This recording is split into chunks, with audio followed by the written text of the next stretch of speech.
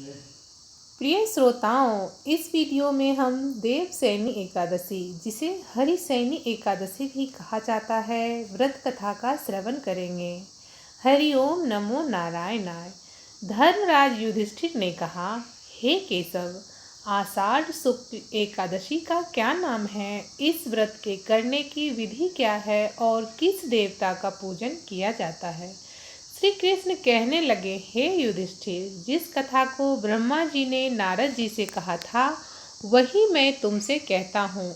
एक समय नारद जी ने ब्रह्मा जी से प्रश्न किया था। तब ब्रह्मा जी ने उत्तर दिया, हे नारद, तुमने कलयुगी जीवों के उद्धार के लिए बहुत ही उत्तम प्रश्न किया है। क्योंकि देवशयनी एकादशी का व्रत सब व्रतों में उत्तम है। इस व्रत से समस्त पाप नष्ट हो जाते हैं और मनुष्य इस व्रत को जो नहीं करता है वह नरकगामी होते हैं। इस व्रत के करने से भगवान प्रसन्न होते हैं। इस एकादशी का नाम पद्मा एकादशी भी है। अब मैं तुमसे एक पौराणिक कथा कहता हूँ, तुम मन लगाकर सुनो। सूर्यवंश में मानधाता नामक एक राजा चक्रवर्ती हुए, जो सत्यवादी और महान प्रतापी थे। वह अपनी प्रजा का पुत्र की भांति पालन किया करते थे। उसकी सारी प्रजा धन्य धान्य से भरपूर और सुखी थी। उसके राज्य में कभी अकाल नहीं पड़ता था। एक समय उस राजा के राज्य में 3 वर्ष तक वर्षा नहीं हुई और अकाल पड़ गया।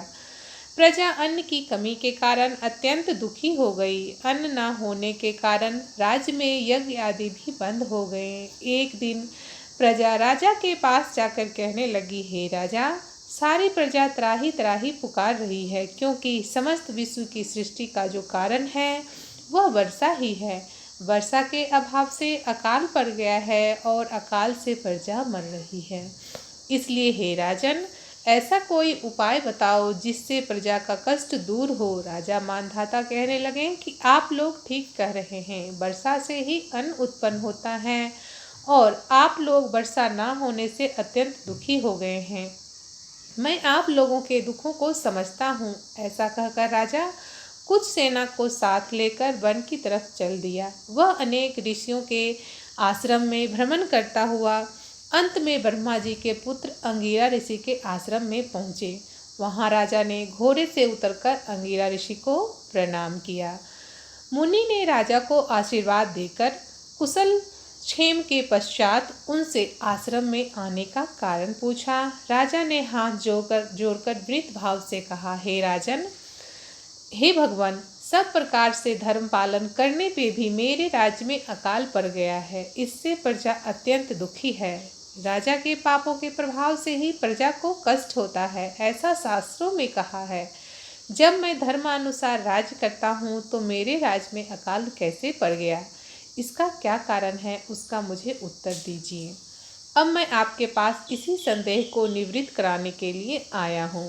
कृपा करके मेरे इस संदेह को दूर कीजिए। साथ ही प्रजा के कष्ट को दूर करने के लिए कोई उपाय बताइए। इतनी बात सुनकर ऋषि अंगिरा कहने लगे, हे राजन, यह सतयुग सब युगों में उत्तम है। इसमें धर्म के चारों चरण सम्मिलित हैं, अर्थात इस युग में धर्म की सबसे अधिक उन्नति है। लोग ब्रह्मा की उपासना करते हैं और केवल ब्राह्मणों को ही वेद पढ़ने का अधिकार है। ब्राह्मण की तपस्या करने का अधिकार जो रखते हैं, परंतु आपके राज्य में एक शूद्र तपस्या कर रहा है। इसी दोष के कारण आपके राज्य में वर्षा नहीं हो रही है। इसलिए यदि आप प्रजा का भला चाहते हैं तो उस शूद्र का वध कर दीजिए।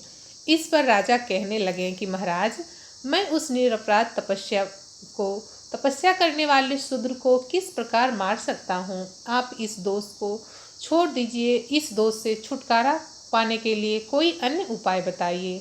तब ऋषि कहने लगे कि राजन, तुम यदि अन्य उपाय जानना चाहते हो तो सुनो। आषाढ़ मास के शुक्ल पक्ष की जो पद्मा एकादशी है, जिसे हरिशयनी एकादशी भी कहा जाता है, विधि पूर्वक इस व्रत को करो। व्रत के प्रभाव से तुम्हारे राज्य में वर्षा होगी और प्रजा सुख प्राप्त करेगी, क्योंकि इस एकादशी के व्रत से सब सिद्धियों को देने वाला कहा गया है और समस्त उपद्रवों को नाश करने वाला भी बताया गया है। इस एकादशी का व्रत तुम प्रजा, सेवक तथा मंत्रियों सहित करो। मुनि के कहना को मानकर, मुनि के वचन को सुनकर राजा ने अपना जो है सो निर्णय प्रजा को सुनाया। नगर वापस आकर और उन सभी ने विधि पूर्वक पद्मा एकादशी, जिसको कि हरिशयनी एकादशी भी कहा जाता है, सारे व्रत को किया। इस व्रत के प्रभाव से वर्षा हुई और प्रजा को सुख प्राप्त हुआ। अतः इस मास की एकादशी का व्रत सब मनुष्यों को करना चाहिए। यह व्रत इस लोक में भोग और परलोक में मुक्ति देने वाला है। इस कथा को पढ़ने और सुनने से मनुष्य के समस्त पापों का नाश हो जाता है और पुण्य की प्राप्ति होती है। दोस्तों, ये तो थी एकादशी व्रत कथा। उम्मीद करती हूँ आपको पसंद आई होगी। जय श्री कृष्णा, राधे राधे।